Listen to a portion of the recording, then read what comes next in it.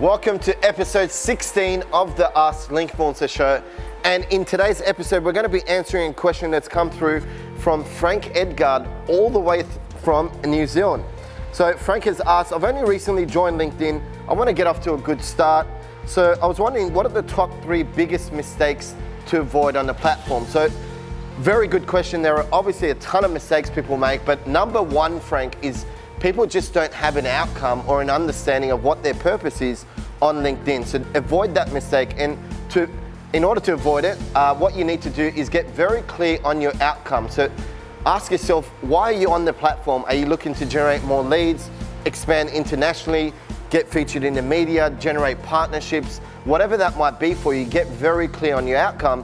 Then what you want to do is understand the sales objectives that are going to back up that outcome.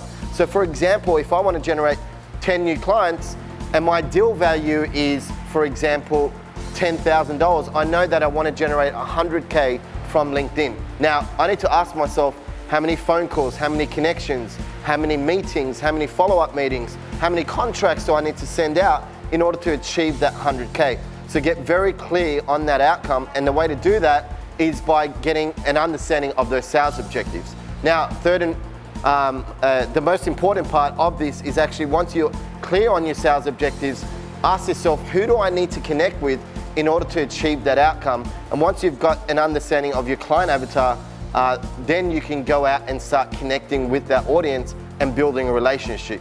Which leads me to the second biggest mistake people make is, when you start connecting with this audience, don't sell them on the first date.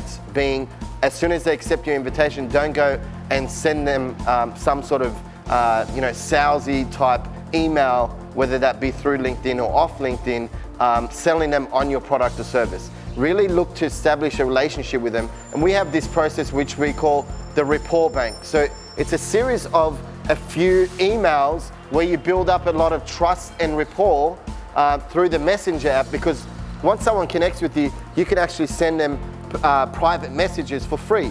So think of some valuable content, whether that be a blog, an infographic, whether it be an article you've been featured in the media, and send them some relevant content.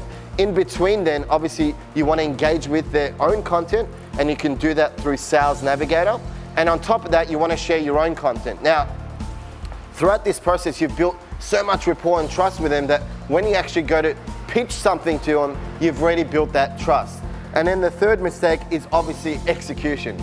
You know, you could watch this video and all of our other videos and read over 50 blogs we've written, but unless you take action, nothing is really going to eventuate. So that's the biggest mistake that I find people make.